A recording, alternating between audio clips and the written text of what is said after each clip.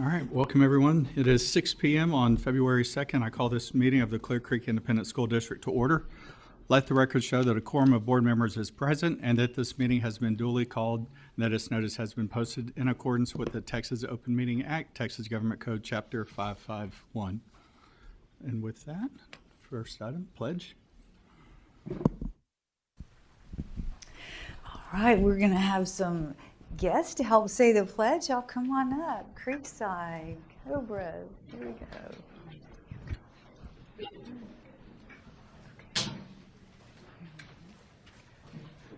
Okay, who's going to lead it out? Perfect. You ready? Okay. I don't know the pledge. I pledge allegiance to the flag of the United States of America and to the republic for which it stands, one nation, under God, indivisible, with liberty and justice for all. Honor the Texas flag. I pledge allegiance to thee, Texas, one state under God, one and indivisible. And please remain standing for a moment of silence.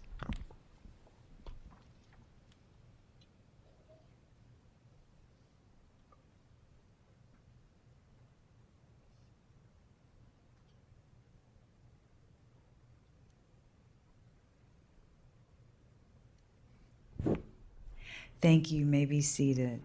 I'll stay here. I'll stay here. Wait, no. Look. We are here, and before we get started, we always like to open our meetings with our mission, vision, core values, and then our purpose statement. So I'm going to let y'all lead it out in that, and who is going to do the mission?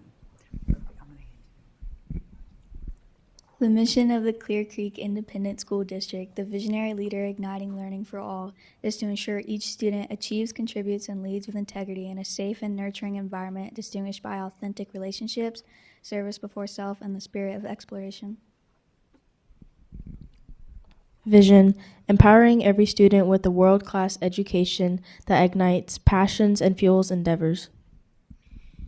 The core values: caring, citizenship, fairness, respect, responsibility, and trustworthiness.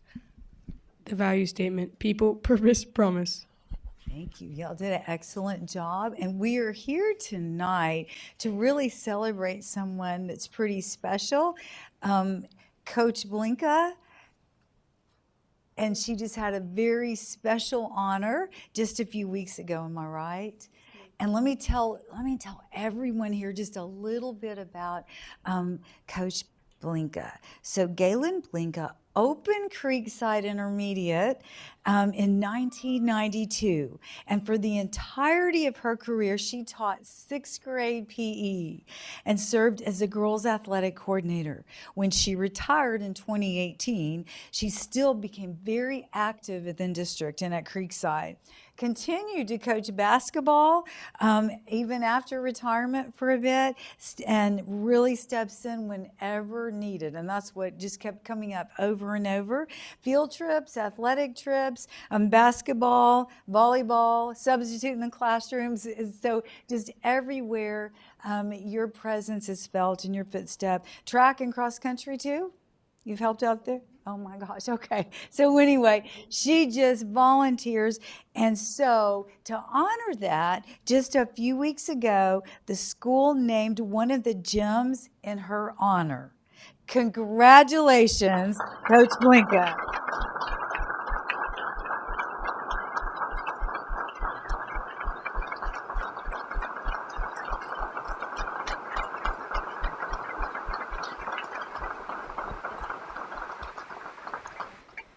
And that is a huge honor. Can you, and just thinking about it, I know it's a little overwhelming, quite honestly, and that's not why you do anything. You know, you do what you do for the kids, but can you tell us maybe something that really stands out for you at Creekside, or why you keep doing what you do, giving back, even after you've left the school full time? Thank you so much. What really stands out to me and has always stood out is the kids that I've been surrounded by. Morgan Lucia, not Lucia anymore, is the next student. She's here. I've always had such great kids and coaches that surrounded me at all times. And that's what made being in the program and being or having a successful program extremely easy because of everybody I was surrounded by. And it's hard leaving there. It's like Creekside's home to me and always will be.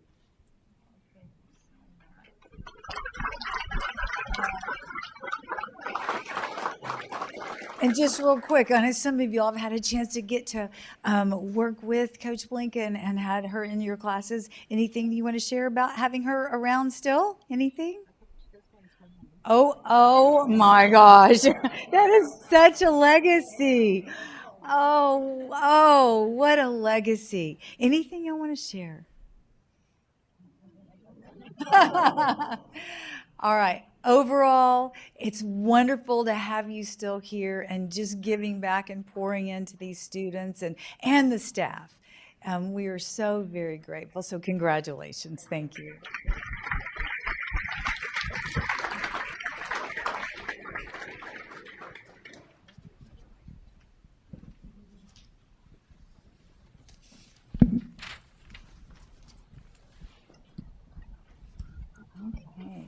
Well, now we're going to celebrate a few more teachers. We're very excited and proud to celebrate 4 CCISD teachers who have achieved national board certification, one of the highest professional distinctions in teaching. This rigorous process reflects exceptional instructional skills, deep reflection, and commitment to student success. And that's why we're here, and that's what it's all about. These 4 completed what is normally a 2-year process, like a master's degree program, in 1 year. We are incredibly honored and happy to introduce to you Bridget Reed, the Levant Stewart Elementary. Come on up, Bridget.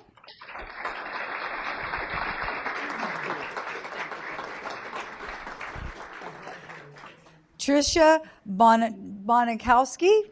At Clear Falls High School. Tricia, come on up.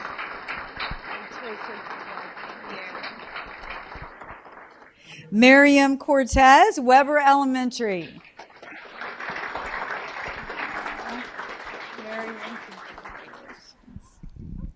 And Valerie Hill, Clearview High School.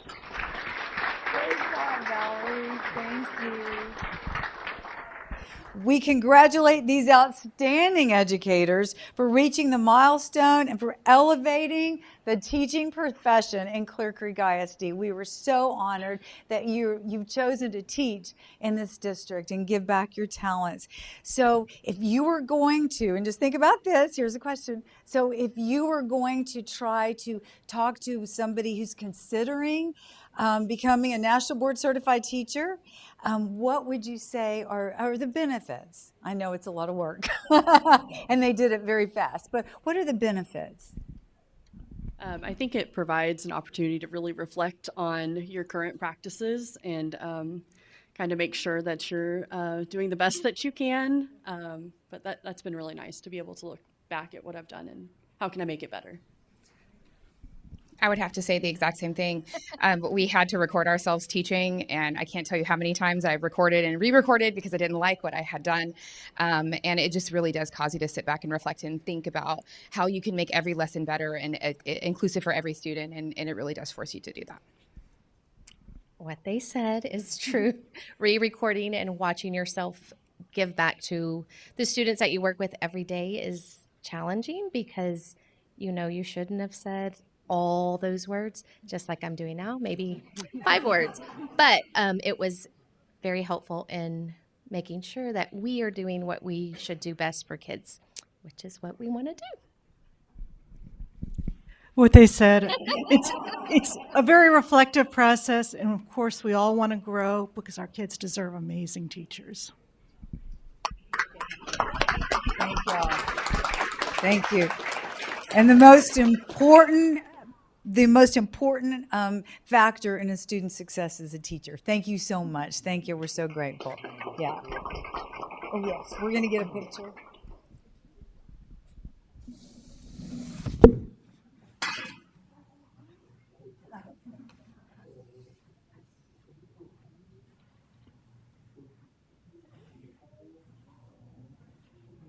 Thank you. Thank you. So, the rest. The rest of the trustees are going to join us for Board Appreciation Month, which is January. But last Monday, we had a cold weather day, and so inclement weather day, I should say. So anyway, we didn't have our board meeting.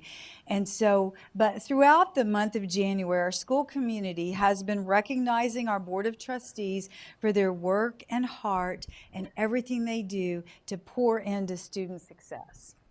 And it's common misconception, want to clear this up, that they have no financial compensation for this particular role, that they spend hours and days working to make sure that we have proper governance and the best education for our students, and there is no financial compensation. So really, thank you for that. I know there's a lot of work, so much gratitude. Well, a picture is worth 1,000 words. And we have with us tonight a few students who would like to present a very special and personal gift to each trustee. They symbolically represent the over 38,000 students you serve in Clear Creek ISD. In CCISD, we believe our future is in good hands, which is the inspiration behind this evening's presentation. Students representing the class of 2026, our graduating seniors, are paired with students from the class of 2039, pre-K, together, and they created a work of art featuring their precious handprints. We're pleased to have several Profile of a CCISD Learner models this evening, each hand chosen by their principal as a special representative of their graduating class.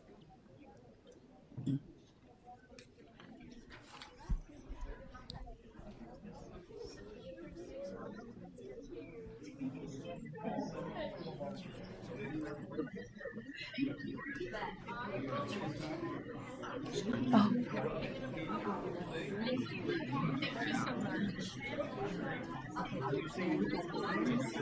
And this is going to go to Dr. Abel. Oh, you get Dr. Abel.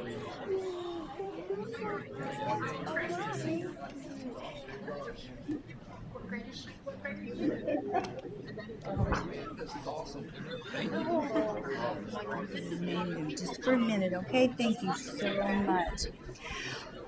While we're up here, I'm going to go ahead, and we've got some very wonderful moms and dads here, so I'm going to call out the names here, and I'll start. Here, you want to stand with me? You're going to help me. Okay, you're going to help me out here. We got this. We got this. All right. Trustee Cottrell, let's see. Oh, okay. Trustee Cottrell, all right. Gifts feature the handprints of Ariana Villat from Clearview High School and Madeline Baldwin from Ross Elementary. Let's give them a round of applause. All right. Trustees Cheka's gift features the handprints of Zach Cochran from Clear Falls High School and Colt Brouillard from Mossman Elementary.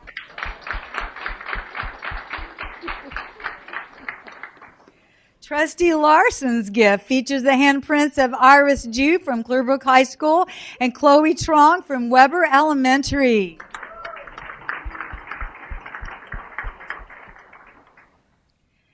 Trustee Cunningham's gift features the handprints of Rodney Smith from Clear Springs High School and Lanny McIntyre from Campbell Elementary.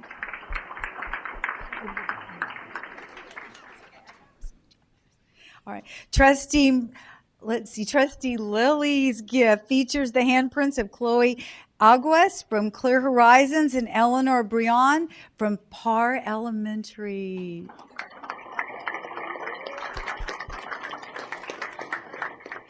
Trustee Mackay's gift features the handprints of Kashawn Jones of Clear Creek High School and Madeline Trainer from Ferguson Elementary. And Trustee Sanchez's gift features the handprints of Stephen Holsley of Clear Lake High School and Piper Cernop from Clear Lake City Elementary. And James, I'm included in this too. So James just showed up. Yeah, James is my friend. So James Gonzalez from Clear Lake High School and my alma mater. Yeah, he's getting ready to graduate, along with Luke Manning from Ward Elementary. Thank you, Luke. Congratulations.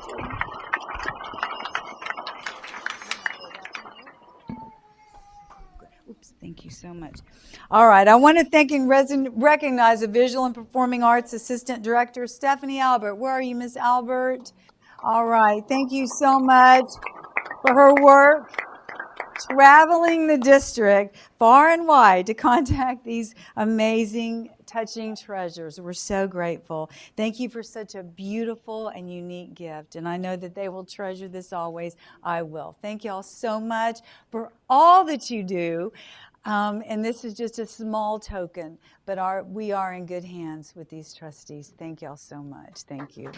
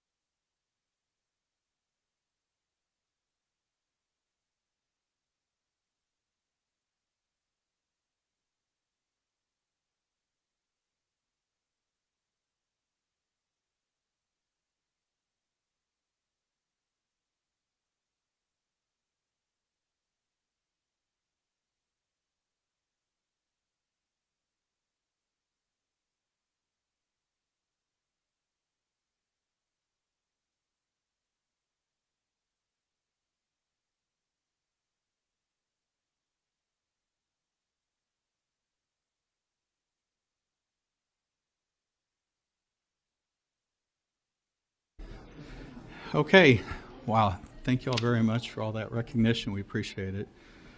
So next up is the community input portion.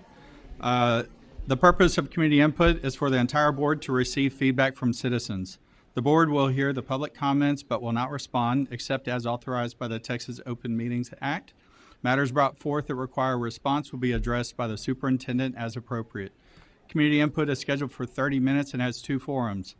Those requesting to address the board regarding items on the board agenda are granted up to 3 minutes to address their topics, and those who sign up to address items not on the board agenda are granted 1 minute. On behalf of the board, the superintendent, and CCISD staff, we welcome your input during CCISD school board meetings. We request that everyone exhibit the respect and understanding each person deserves when addressing the school board during the public input portion of the meeting. And with that, first up, Ms. Paige Rander, former trustee.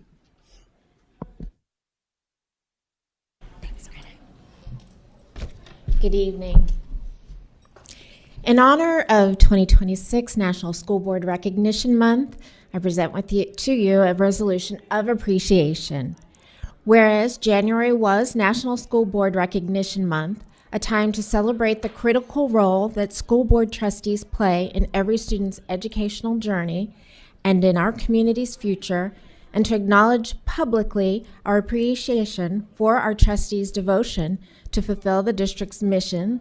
And whereas 2026 School Board Recognition Month's theme is Our Future is Public, to highlight both the public education's role in our society and the board's role in student success, workforce development, and the quality of life for all Texans.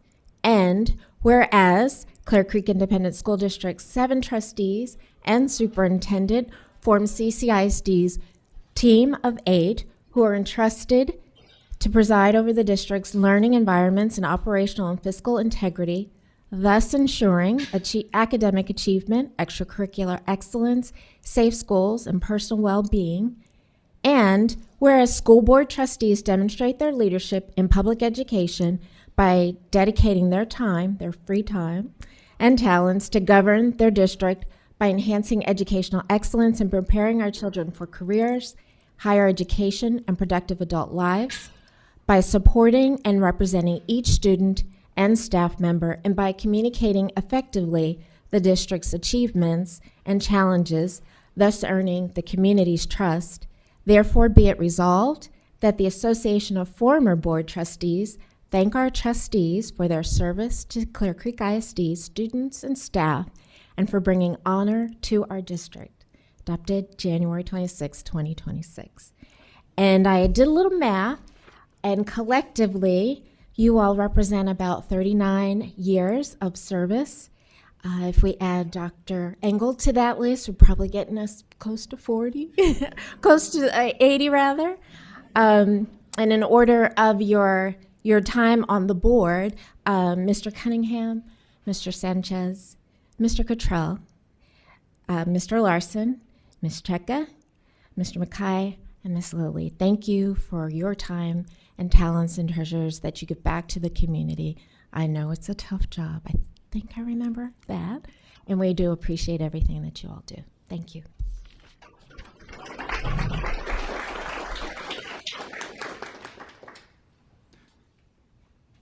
Thank you, Ms. Rander. All right, next up, Mr. Tom Davis.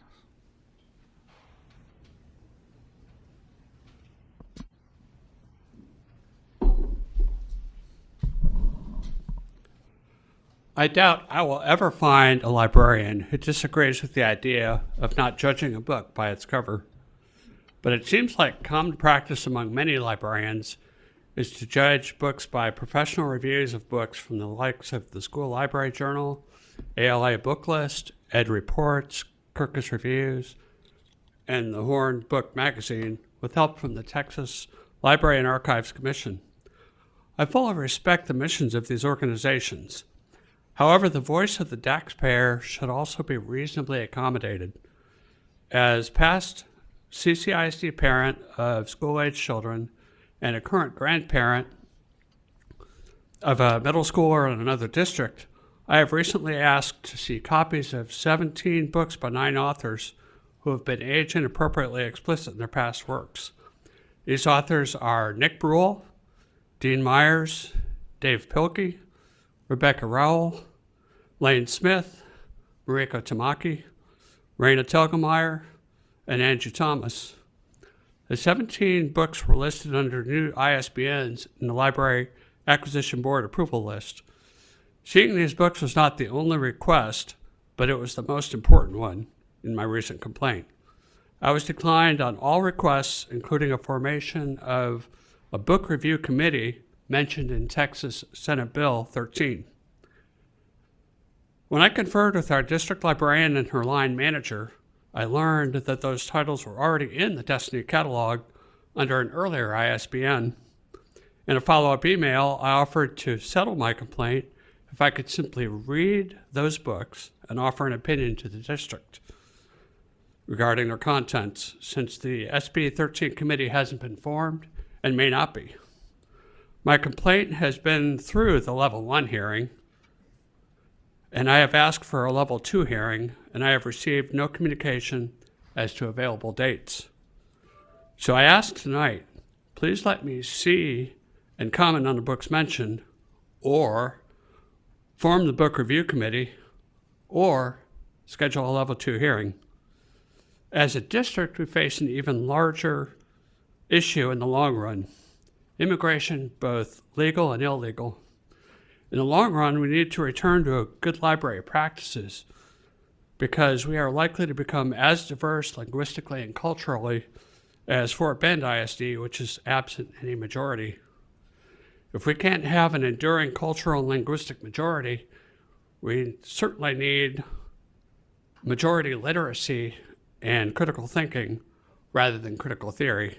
And no, critical thinking is not the same as critical theory, which includes sexual identity ideology and immigration ideology. Thank you for everything you do for the future of boys and girls. Thank you, Mr. Davis. All right, next up we have James Gonzalez and Nia Floyd. It's Clear Lake High School. Is that Stucco? Stucco? Stucco.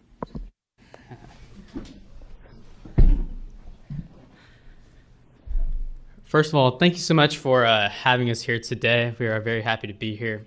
As you all know, as Dr. Engel said previously, January was Board Trustee Recognition Month. And I'm sorry, but we couldn't mail your gifts because someone just told us that in time that we were going to have a board meeting today. So we decided to come here. And what we really want to do today is thank you all for your service and your time and dedication to this district. We know that you have a lot of other things going on, that you all work regular jobs and have other careers outside of the one that you're doing today. So today, on behalf of Student Council in Clear Lake High School, we would really just like to thank you for all the hours and extra effort that you put into making this district the best that it can possibly be, whether it be for budgets or future planning, to ensure the success of every student in this district. So with that being said, on behalf of Student Council and the Clear Lake High School, in front of you of your computers is a throw or a blanket and a Clear Lake High School beanie made by the Lake Shop. So we know it's getting cold out there, and it, according to the Groundhog Day, I think it's going to be cold for a little bit longer. But thank you all very much for everything that you do. And do you have any words? No, just thank you for all that you do, and I hope you enjoy y'all's gifts. All right, with that, I rest. Thank you so much, y'all.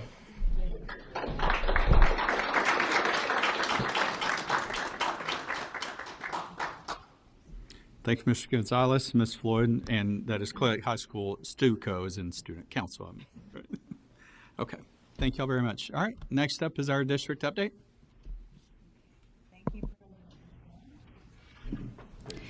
Thank you. The second semester is off to a strong start. The 44th annual CCISD Livestock Show and Auction was a great success. Coupled with a rodeo art exhibition, our student talent was on full display for family, friends, and the community. The FFA auction drew hundreds of spectators and raised more than $213,000 in support of CCISD high school students. The highest bid of the night went to McKenna Johnson Fanos, a Clear Creek High School senior, for her Grand Champion steer sold to Traffic Systems Construction for $10,000. From the Ag Center to Center Stage, several of our high schools are performing spring musicals. Clear Creek High School just wrapped up Shrek the Musical. Clear Falls High School has Anastasia performances this week, as well as Clear Springs High School with the Addams Family. I've seen all three musicals, and we were all just talking about how amazing they are. So we promise each provides a spectacular night of entertainment that rivals the Hobby Center. Cheerleaders, the winter storm did not keep our students from the national stage. The NCAA National Championship competition was held in Dallas last weekend. Our athletic department, worked with the competition organizers, NCAA, and arranged for a special slot on Friday, the day before the freeze came in.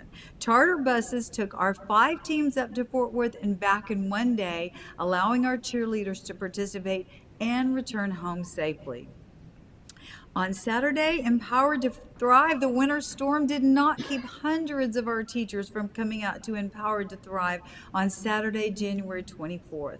The morning professional learning was very much appreciated by our staff. I would like to thank all presenters for sharing their knowledge, best practices, and passion for teaching and learning. In the Science Fair Judging and Awards, CCISD's annual Science and Engineering Fair Judging and Secondary Awards ceremony took place at the CCISD Learner Support Center in January. 174 students received awards for their science fair projects, and these students will one day be leading the way as scientists and engineers in our community. The Science Applications International Corporation, or SAIC, has been a strong supporter of the CCISD Science and Engineering Fair, and this year we were able to highlight the return to the moon with an Artemis II video at the beginning of the awards ceremony. And to continue, we would like to come up to the front, and President Cottrell, if you could join me.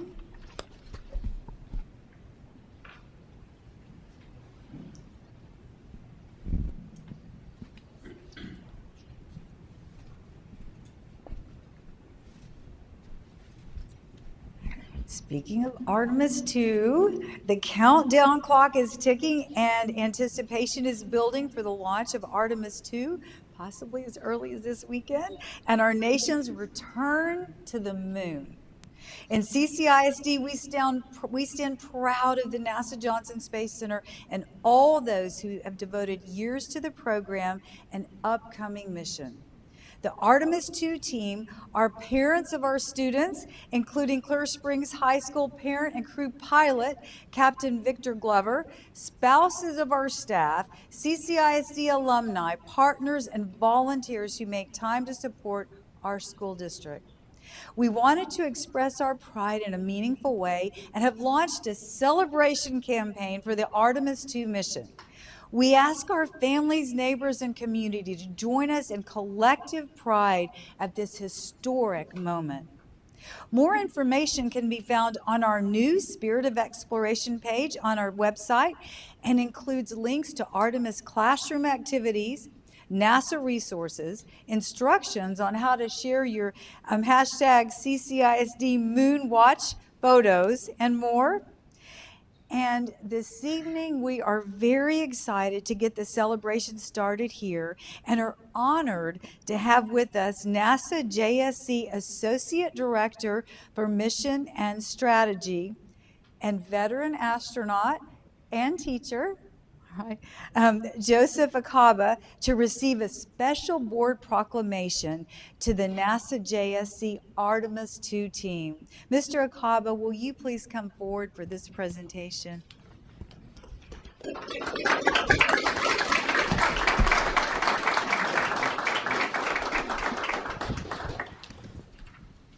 And I will read just a couple of pieces out of that, out of the proclamation. Whereas the Artemis II mission represents a historic milestone as the first crewed mission of the Artemis program, sending astronauts aboard the Orion spacecraft on a journey around the moon to test systems, validate performance, and advance the next era of human exploration. And whereas the Clear Creek Independent School District and NASA's Johnson Space Center share a deep and enduring partnership rooted in a common commitment to education, innovation, and preparing the next generation of scientists, engineers, workforce, and leaders. And whereas Johnson Space Center employees generously serve the CCISD community as mentors, volunteers, and partners, supporting student learning through robotics programs, classroom engagement, the high school students united with NASA to create hardware, the Hunch program, and numerous STEM-focused initiatives. And now, therefore, be it proclaimed that the Board of Trustees of the Clear Creek Independent School District does hereby commend and extend best wishes to NASA's Johnson Space Center for a successful Artemis II mission and recognizes the center's extraordinary contributions to space exploration, scientific discovery, and student inspiration. Thank you so much. And Mr. Akaba, yeah.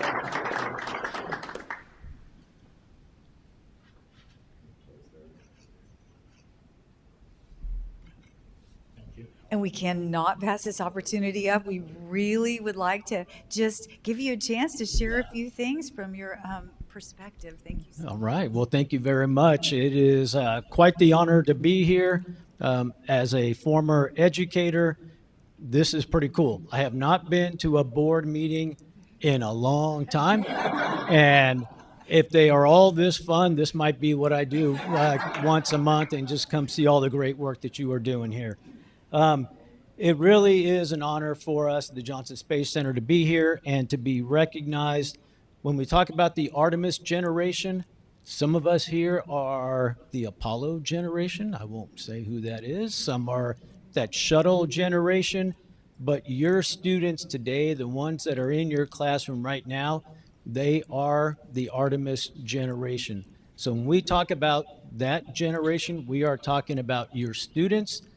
They're going to study math, communication, art. They're going to be technicians. Some will be astronauts. But they are the Artemis generation, and they are why we do what we do. So Artemis 2, it's going to build on what we did on Artemis 1. It is going to be the first crewed flight to go around the moon. It's going to go farther than we have ever gone before. We have Reed, Victor, Christina, and we have Jeremy, and they're going to go out. They're going to go farther than we've ever gone before. It's going to be very, very cool. So I hope your students are going to watch it. Like you heard, some of the astronauts and many that work at the Johnson Space Center have kids that go through your system. So we are invested in CCISD. So we thank you for all the great work that you're doing. We appreciate that you make space for space in your classrooms. So please continue to do that. You are going to magnify the work that we do, and that student engagement is super, super important. So we hope you keep that momentum going, keep that fire burning in your students. And again, just look forward now. I'm going to be coming back. I look forward to some invitations.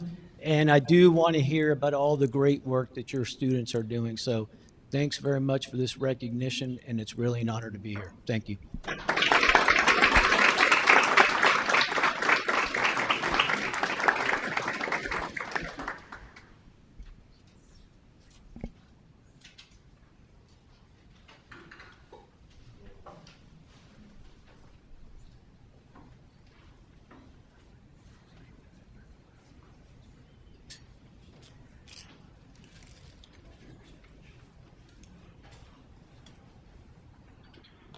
All right, wonderful. All right, so next item up on our agenda is the consent agenda.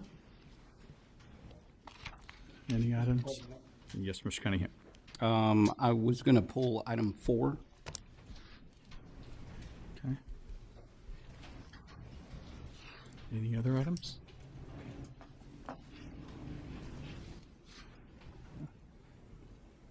Can I get a motion? Mr. President, I move that the board approves the consent agenda as presented minus item 4. Thanks, Trustee Cunningham. Motion on the floor. Any other discussion? All right, all in favor, please raise your right hand. All right, no opposed. Thank you. All right. All right. Item 4. The reason why I pulled item 4 was the donations. And I perused that list, just periodically, and I came across Clear Creek Choir that their booster club just raised $80,000, and I wanted to just let you know why. The kids are getting ready to take a trip to New York City, and the basis of that trip is to hear a performance of their song that has been a part of the Clear Creek Choir program since 1987. Let me just read this from the website. The Southern Gospel classic, Where No One Stands Alone, plays a significant part in Clear Creek Choir's history. The choral rendition, which has been performed by the Wildcats since 1987, was composed by Milton Pullen and originally intended for his Abilene Christian University Choir in 1980. However, in 1987, Mr. Pullen introduced it to Clear Creek students, and it quickly became their choir's anthem. This song is a representation of Clear Creek Choir's love, unity, and the unbreakable bonds that are built inside its program. This song stands as a multi-generational reminder that once one becomes a part of the Clear Creek Choir family, they will never sing or stand alone. Where No One Stands Alone reminds its singers to forever cherish the memories made within the program. So, that's one of the things that leapt up at me was, $80,000. So just wanted to do a little dig and see, well, what's going on. And so I just thought I would share the unique things that our students are privy to and able to do. I think that that's wonderful.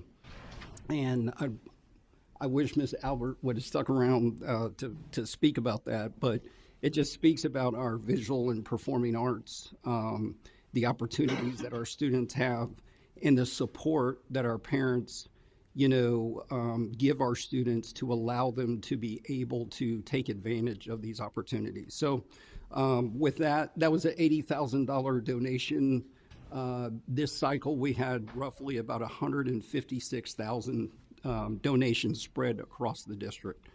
But without further ado, I make a motion to accept the donations as presented.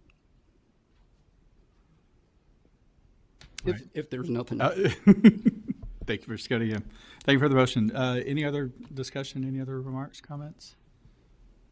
No? Seeing none? All right. All in favor, please raise your right hand. All right. No opposed. Thank you. All right.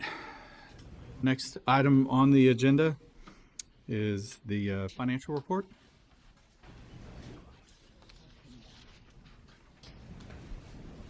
The 2025 Annual Comprehensive Financial Report, prepared by Weaver and Tidwell LLP, will be presented to the board members by Greg Peterson. And thank you, Mr. Peterson, for joining us this evening. Yes, absolutely. My pleasure. Yes, my name is Greg Peterson, audit partner with Weaver and Tidwell, and it is my absolute pleasure to come present the results of our audit this evening. So as you're aware, the purpose of an audit is to render an opinion on the financial statements so that users can feel comfortable that the information within is materially correct. The opinion that we're going to issue on the 25 report is an unmodified opinion. So that is the highest level of assurance that you can receive for an audit. Our audit does extend beyond just looking at the numbers. We also evaluate the district's internal controls. So the district's internal controls are basically the foundation from which the financial statements are built. Throughout that process, we did not identify any material weaknesses, significant deficiencies in internal controls. We also test compliance with certain laws and regulations that would be material to the financial statements. We did not identify any non-compliance during our testing as well. Because the district expends more than $750,000 of federal expenditures, they're required to undergo a federal single audit. Throughout that process, we evaluate the expenditures and compliance requirements within the programs tested and render an opinion. We are rendering an unmodified opinion on our single audit testing as well. The programs that were selected for testing this year was Title I, Title II, the Youth Prevention Programs, and FEMA grant. Throughout that process, we also evaluate internal controls over compliance. We did not identify any material weaknesses or significant deficiencies in internal controls over compliance, nor did we identify any non-compliance with those federal requirements for those grants. So as a governing board, those are great results to hear. Unmodified opinions, no material weaknesses in internal controls. You cannot really achieve better results in an audit than those. Part of our audit standards is we're required to make certain communications to governance. So there were no material errors or irregularities or illegal acts that we noted during our procedures. There were no transactions entered into by the district for which there's a lack of authoritative guidance or consensus. There were no difficulties or disagreements that arose during the course of our audit. We remained independent of the district throughout our engagement, and there was no consultations or requests for a second opinion sought by the district, so the district didn't go seek any second opinion on any conclusions that we reached during our audit. Just to quickly kind of go over some of the highlights of the actual number results from the audit, and this information is coming from pages 20 to 25. We'll just hit a few of the funds. We'll talk about the general fund first, which is the primary operating fund of the district. So the general fund ended the year with 90 days of operating expenses and unassigned fund balance. So that is a very important metric that many school districts get graded by for TEA. And 90 days is the standard. That is what TEA wants to see, is that you're able to maintain 90 days of expenditures in fund balance. This was just a slight decrease from last year at 92 days. We also look at the liquidity of the district. The district had $123.8 million to cover current liabilities of $48.2 million. So district obviously has plenty of cash available to cover current liabilities. General fund revenues did decrease by approximately 3% from last year, and this is a decrease in state funding due to an increase in property taxes. Those revenue streams have an inverse relationship. When one goes up, the other goes down. So this year there was an increase in local taxes, so the state funding just slightly decreased by 3%. General fund expenditures increased from prior year by $16.1 million. However, this outperformed what was budgeted for, which was an increase of $27.1 million. So when we look at budget year over year and versus budget, there was actually an $11 million positive variance from budget. The district's largest functional expenditure is instruction and related services at 66%. TA does review your budget to actual results. They want to make sure that management is staying within the budget that is adopted and approved by the council, or by the school board. So they do look at that. Y'all do not have any negative variances across any functional expenditures within your general fund. Again, this shows fiscal responsibility from management and the district to stay within what was set by the school board. Here's just a pie chart of the revenues by source. Again, you can see very comparable year over year, the main revenue sources. Again, we see that shift between local and state funding from one year to the next. The next is a graph showing expenditures by function. Instruction and related services comprise the largest portion of your total federal expenditure, or your total general fund expenditures. If that wasn't comparable, we would have lots of questions. But that's what you want to see. You want to see this comparability year over year. And unless you have significant capital outlay or something that's easily explained, but to see these types of variances is very, very usual and in line with what you budgeted. The next is a graph showing total bonds payable. There was an increase in 2025 from the 25 series issuance, causing that increase in your bonds payable. We'll just talk quickly about some of the other significant funds within the district. We'll talk about the debt service fund, capital projects fund, and the National School Lunch and Breakfast Fund. So the debt service fund does exactly what it sounds like it should do. It collects debt service property tax to pay principal and interest. So the debt service fund ended the year with $44.2 million in fund balance, all of which is restricted for future debt service payments. Again, there is also an adopted budget for the debt service fund, and there was no negative variances between budget and actual. The capital project fund, when you issue debt, the money goes into the capital project fund to be used for construction and improvements across the district. Capital project fund ended the year with $264.7 million in fund balance, all of which is restricted for construction and capital acquisition. Again, the largest component of this fund balance was from the unspent bond proceeds from the 25 series that was issued in August. So those were issued just right before year end. So a large component of that fund balance is from that bond issuance. The National School Lunch Breakfast Fund ended the year with $12.4 million in net position, which was just a slight decrease from the prior year. A large component of that was due to the adoption of GASB 101, which was a new accounting standard during the year. This fund is subsidized with federal and state grants of about $6.9 million. In addition to that, the fund also has $11.2 million in meal charges.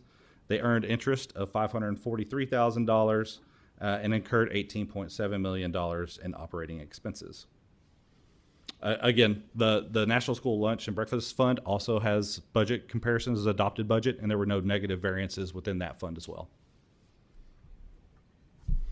I add this slide just for some additional context.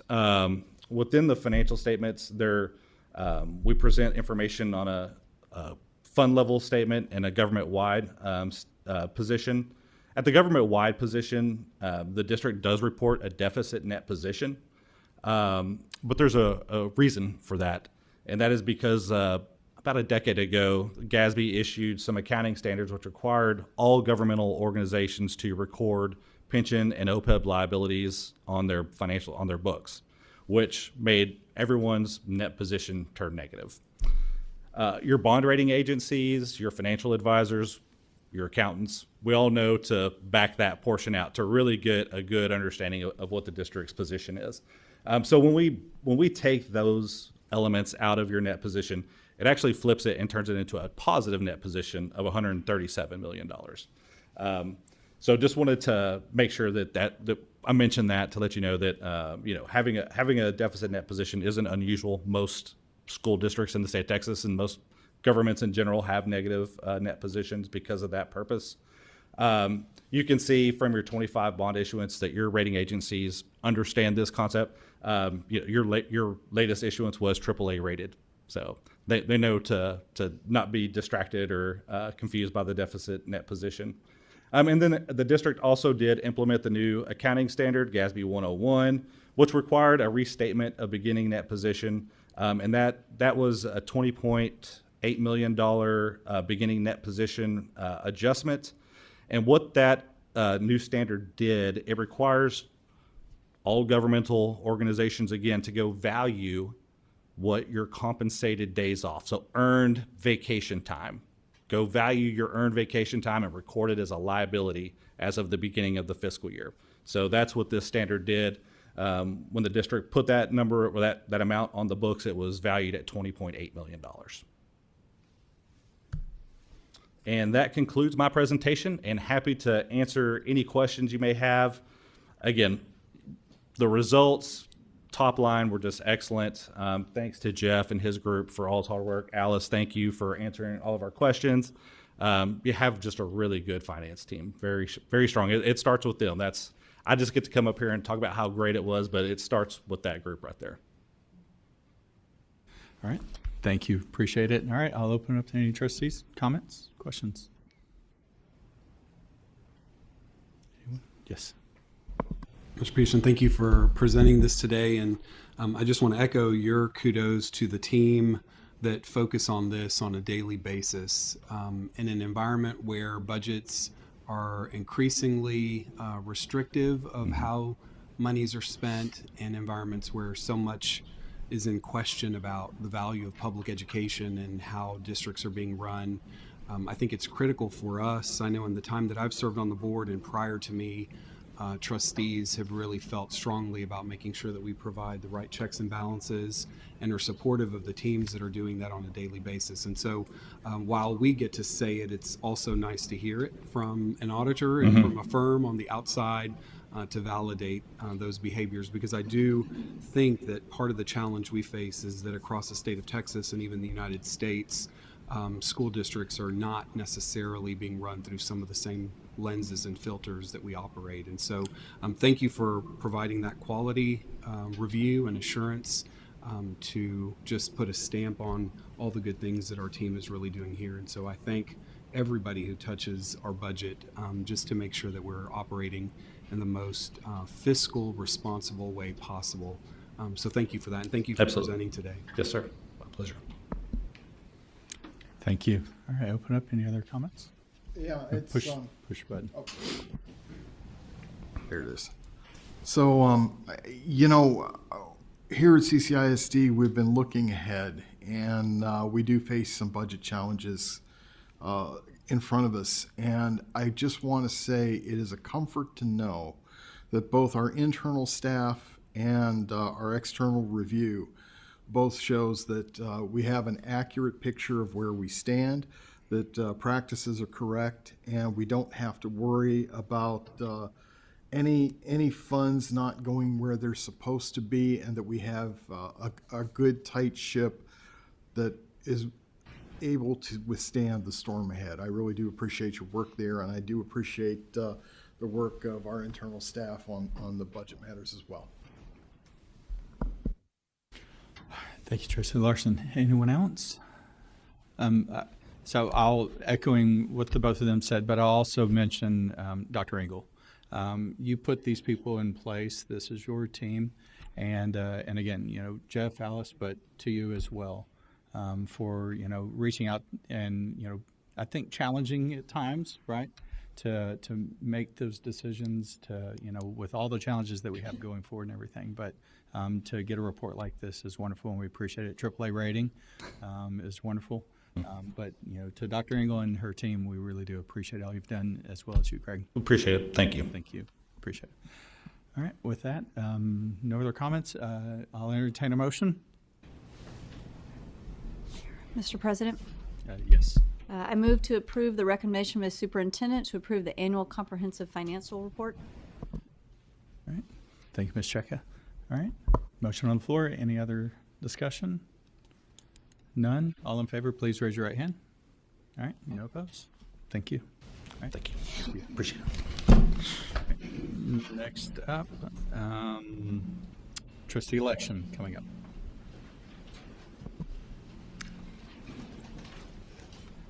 Ms. Benzai will answer any questions regarding the request to approve the order calling for the Saturday, May 2nd school board trustee election. Okay, good evening. So the order calling the May 2nd, 2026 school board election is presented for your approval tonight. This order contains many details about the election, so I'll just go over a few of the important ones. The election will be held for single member District 2 and single member District 3. Early voting will be held at the Education Support Center and the Learner Support Center beginning on Monday, April 20th through Tuesday, April 28th. We do have a unique thing going on this year. The Tuesday, April 21st, we will not have early voting. That is in observance of San Jacinto Day, and so that's according to election law. So that's a little bit unique. And of course, we don't hold early voting on Sunday, which is April 26th this year. The early voting hours will be 8 a.m. to 5 p.m. and will be extended on Monday, April 27th and Tuesday, April 28th from 7 a.m. to 7 p.m. Voters in District 2 and 3 may vote at either of these locations. The order also provides hours during which voting will be held on Election Day, which is 7 a.m. to 7 p.m. And then finally, the notice also outlines the voting precincts and polling places for Election Day. So the polling places that we have listed in here are Ferguson Elementary, Parr Elementary, and Nassau Bay City Hall for District 2, and then Clear Lake Intermediate and the Learner Support Center will be the polling places for District 3. So with that, I will be happy to answer any questions. Yep. Thank you, Ms. Benzai. All right, open up. Any questions? Comments? No? See none? All right. Thank you very much. And to get more information, just go to the ccsd.net website, right? Yes. Okay. Just make sure people know. Okay. Entertain a motion. Mr. President, I move that we approve the order calling school board election as presented. All right. Thank you, Ms. Lilly. All right. Motion on the floor. Any other discussion, comments? Seeing none. All in favor, please raise your right hand. All right. No opposed. Thank you. All right. Next item is the tax office update. So Ms. Benzai and Ms. Aragon are provide some background information, followed by request to authorize the Clear Creek ISD tax office to treat qualifying February tax payments as January payments when postmarked on or before February 4th. And this is the first of two items we're going to talk from the tax office. So the U.S. Post Office is changing its postmark policy. So they're no longer going to be postmarking the mail when you drop it off at your local post office. It has to go to the regional distribution center before it will get a postmark. And for us, if you dropped it off at the local League City post office, it has to travel all the way to North Houston before it will get that postmark date. So the concern regarding the tax law is that the payment has to be postmarked to be accepted as of January 31st normally. And for future years, not including this one, we'll talk about that one here in a second. For future years, we are concerned that that won't be the case, and we'll have many upset people that are paying on January 31st and not getting that postmark date. And so our lawyer representatives advised us that we could allow a 4-day window. And so as long as it's postmarked between February 1st and February 4th, we'll still treat it as January 31st. So if you have any questions, I'd be happy to answer. All right. Thank you very much. All right, I'll open up. Any questions, comments? No? I think we're good. Thank you very much. All right, and with that, I'll entertain a motion.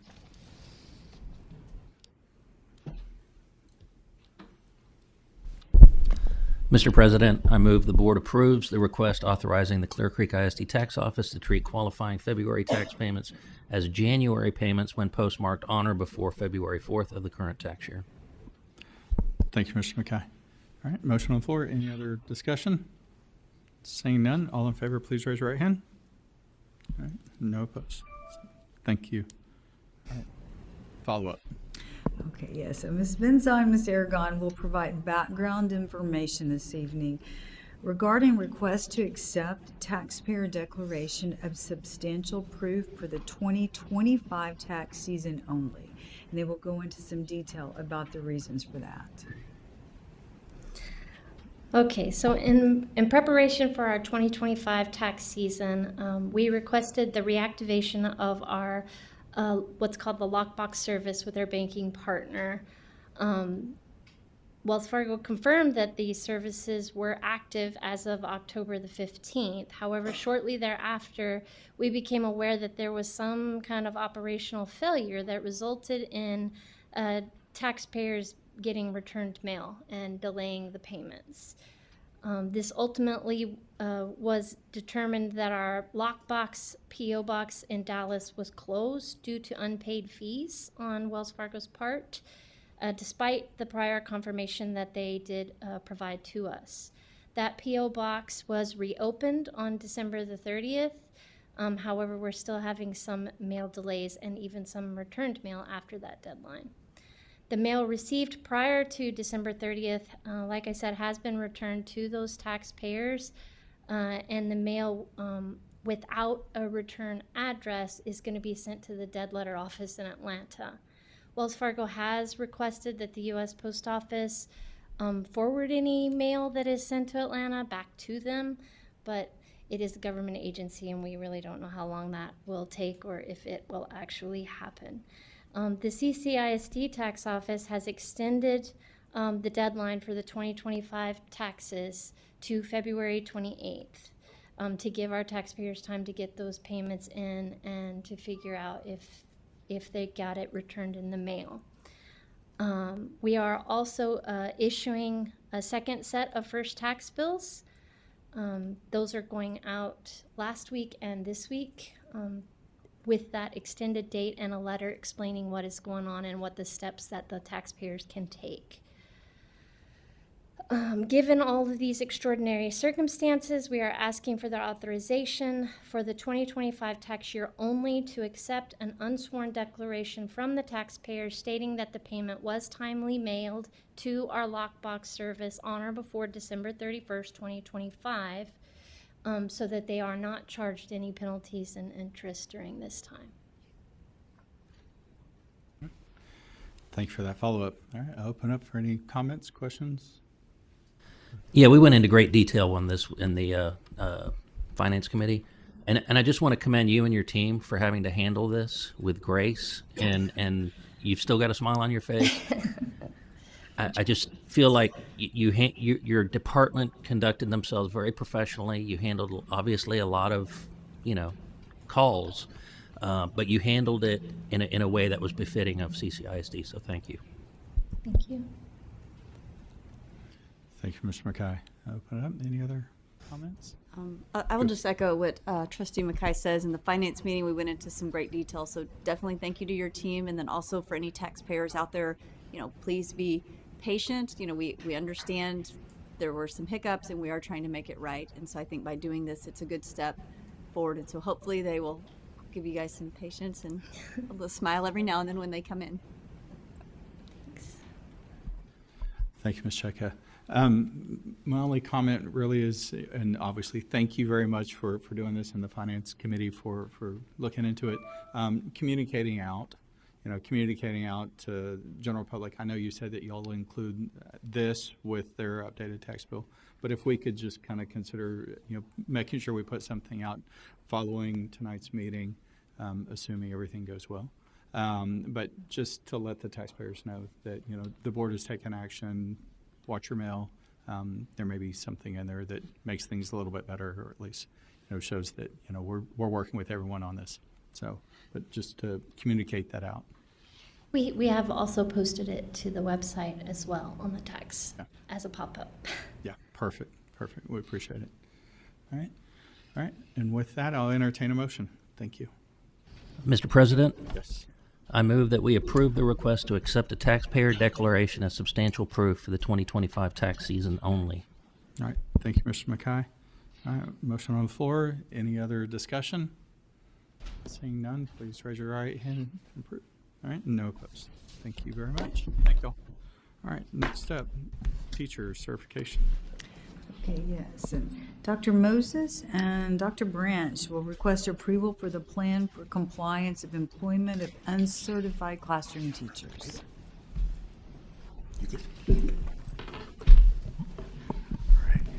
Good evening and thank you. In compliance with House Bill 2 from the 89th legislative session, we have a plan to reduce the number of uncertified teachers hired in the district.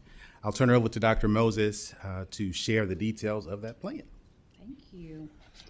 Thank you for allowing us to discuss this plan for teacher certification requirement. As Dr. Branch mentioned,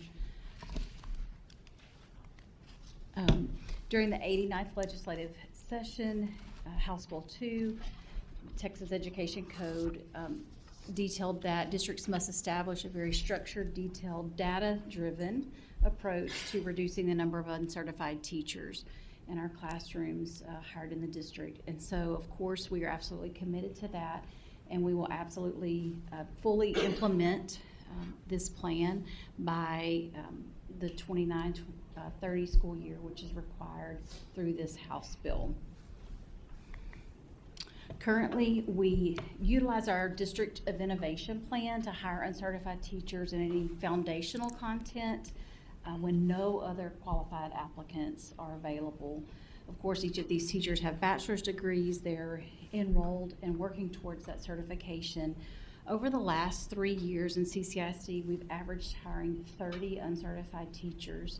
This year in 25-26, 1.8% of our teachers are uncertified and working towards their certification. We absolutely are committed to reducing the number of our uncertified teachers. That's our goal every year. But with the development of this House bill, we have established a very specific strategic plan to come in full compliance with this. So we are proud to say that we have several strategies that we are implementing and will be implementing for compliance and support. So first is, how can we support our uncertified teachers? We know that we need to provide opportunities for them. The first is they would have to, we would require them to show proof of enrollment in their educational preparation program, so their EPP program, 30 days from their date of hire. We're going to continue to provide an individualized support plan for each of those. That's in communication with their campus principal and their mentor. Also, we will do extensive district progress monitoring, following up on how they're doing, how they're progressing through the components of their program. The EPP partnerships that we have developed have committed to us extensive amount of support. Of course, field supervisors coming into the campus, providing that support, following up, giving test prep support, of various amount of support that we know our teachers need. They come into the classroom, they're teaching all day, they're potentially coaching, and then they're also working on certification. So they need as much support as possible. We also want to provide some logistical support. So what about when they need to study? How can we provide a professional day to help do that? And someone from our team here in CCISD come alongside and help them study and prepare for that. In fact, even offering opportunities for them to test while we provide coverage for their classroom. We'll additionally make sure that they are have a mentor that will be able to provide both that instructional, behavioral support that we know that new teachers need in the classroom. And then we want to be more dedicated in providing exam resources and preparation for them. So in the past, we've kind of expected them to do that on their own. We know that it's important for us to come alongside them and help them be more prepared for those content exams. As mentioned earlier, we have educator preparation programs. These are really important partnerships, and we're very proud to have established these partnerships over the years, with some of them being newer partnerships. The goal of these partnerships are really twofold.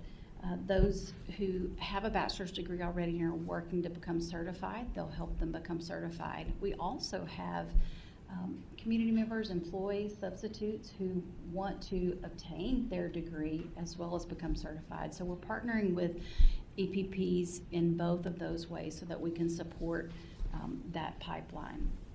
Speaking of pipeline, we want to continue to really support that recruitment and pipeline development.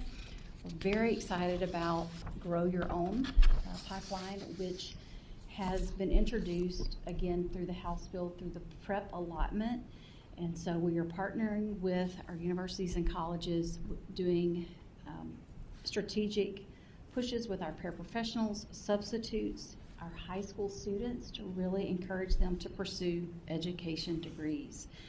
And the exciting part about the Grow Your Own through the prep allotment is that there's going to be reimbursement options for some of those who are interested in becoming teachers. So a lot of times we hear time and cost, and so we're excited that we're going to be able to help eliminate some of that to help our paraprofessionals, substitutes, and even our high school seniors to really accomplish that dream of becoming a teacher.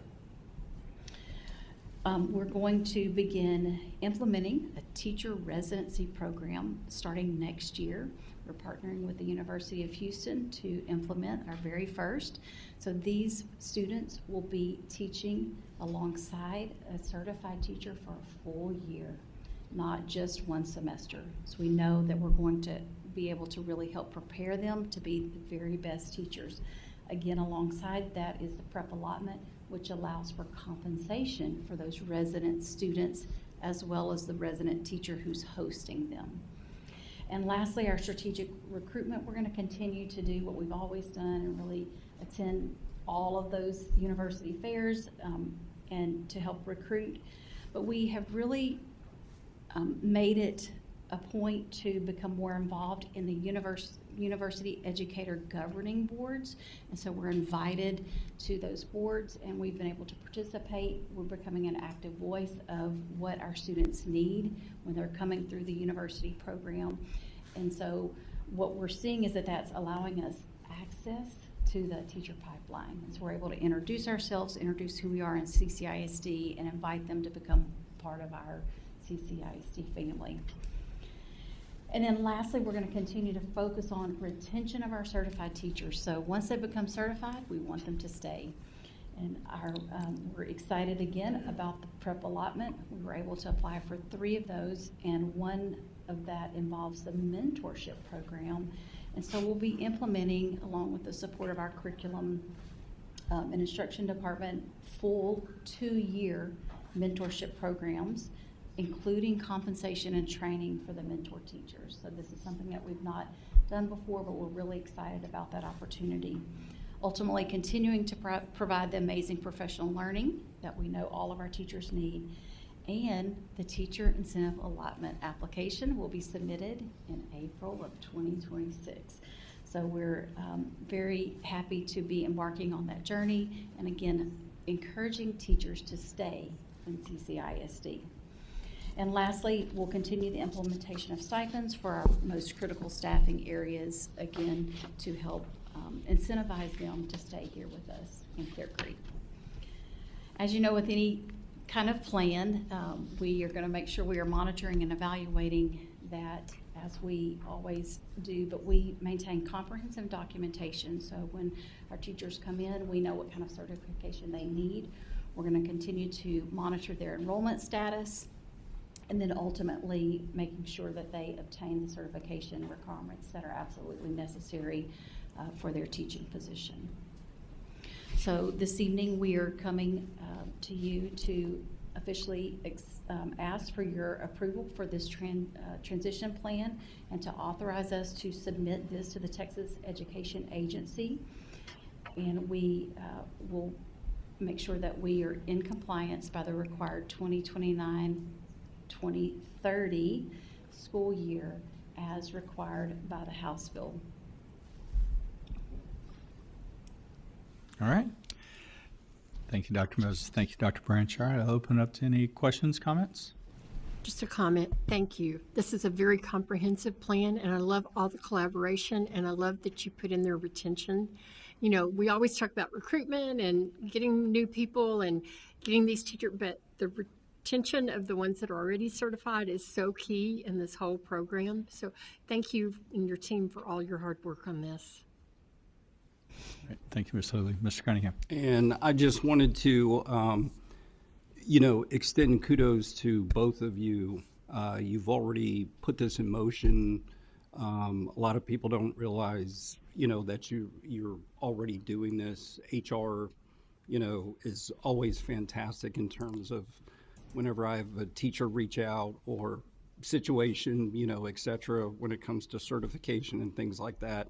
Thanks for always taking those calls.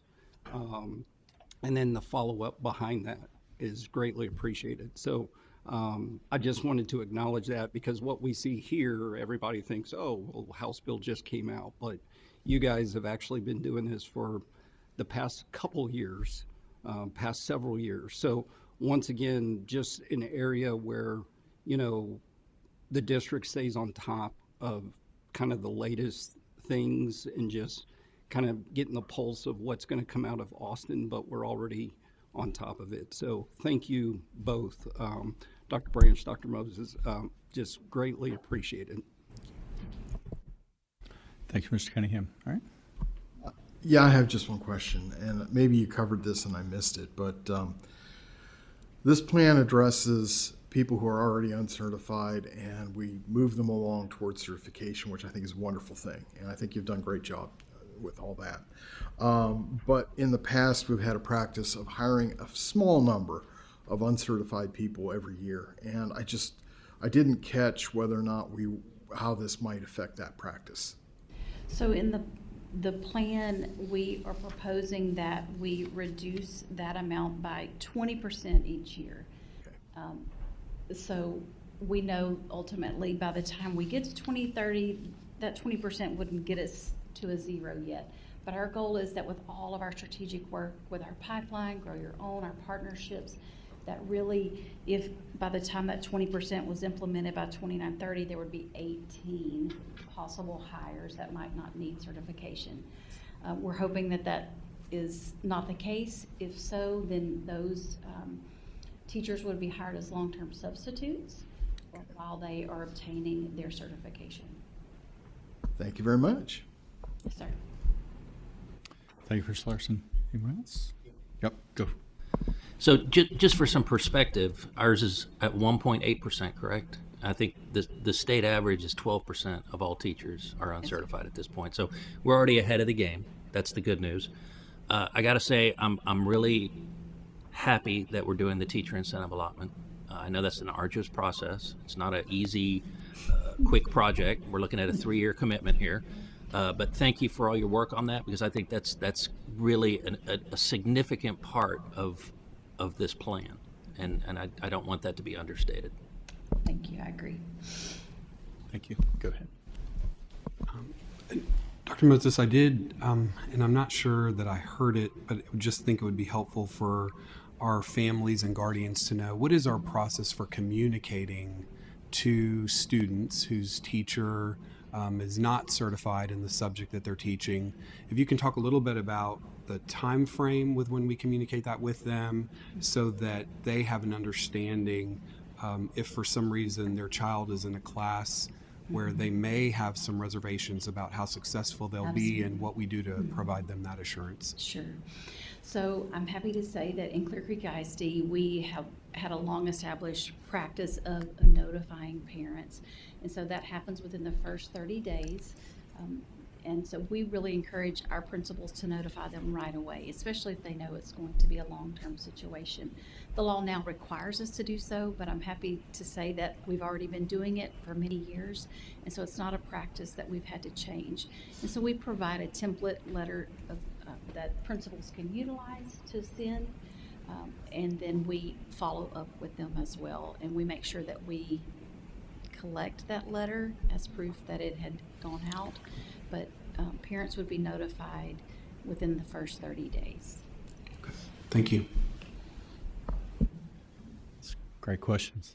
All right, anyone else? No? And I'll, Trustee Cunningham had mentioned the word pulse, and that was one of the things across my mind is, how y'all are keeping your hand on the pulse of everything that's going on. Trustee McKay pointed out the shortage statewide in teachers, and for us to have that 1.8% is not certified, is way better than the state norm. And to Trustee Sanchez's question, communication, these teachers are college educated. They do have a bachelor's degree. They may have been an engineer at NASA, and now they're teaching, a subject, that follows in suit with that, or, gone to college and had a history degree, and now they're just teaching history.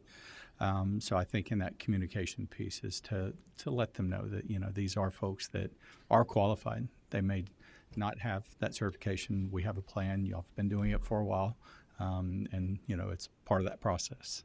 So, but thank y'all very much. Thank you. All right, with that, any other comments? No? I'll entertain a motion. Mr. President? Yes, Ms. Lilly. I move to approve the plan for compliance of employment of uncertified classroom teachers. All right, thank you, Ms. Lilly. All right, motion on the floor. Any other discussion? Seeing none, all in favor, please raise your right hand. All right, no opposed. Thank you both very much. Appreciate it. Next up, facilities and maintenance. Mr. Aragon.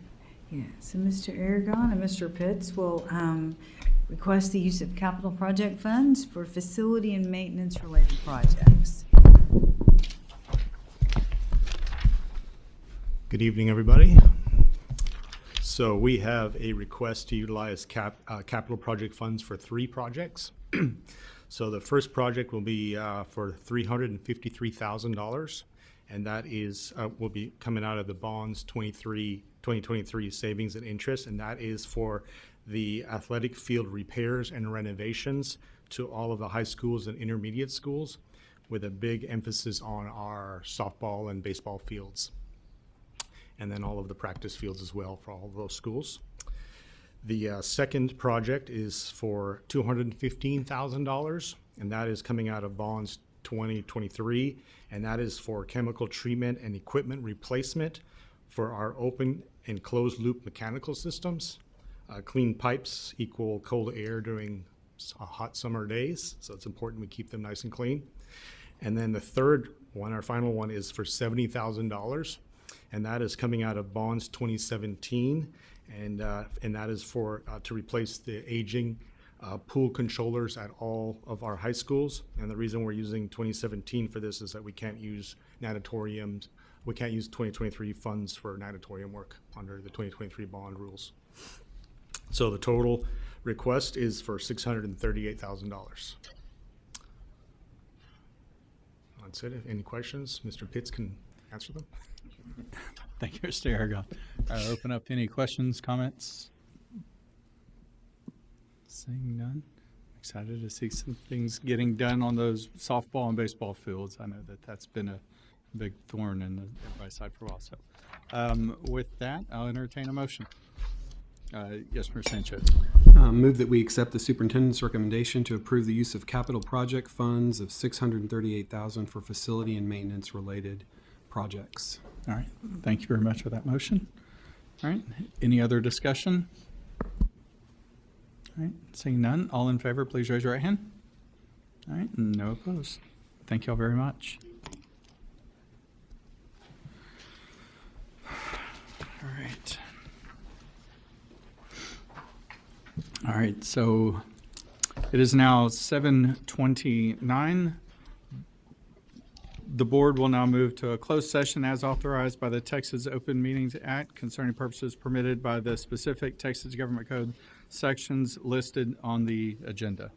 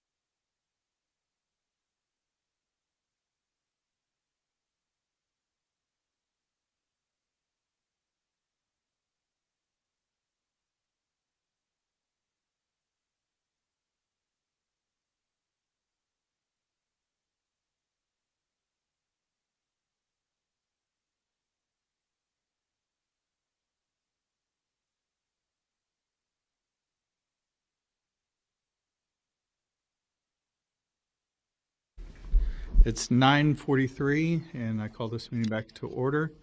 And with no other items on the agenda at this time, meeting is adjourned at 9:44.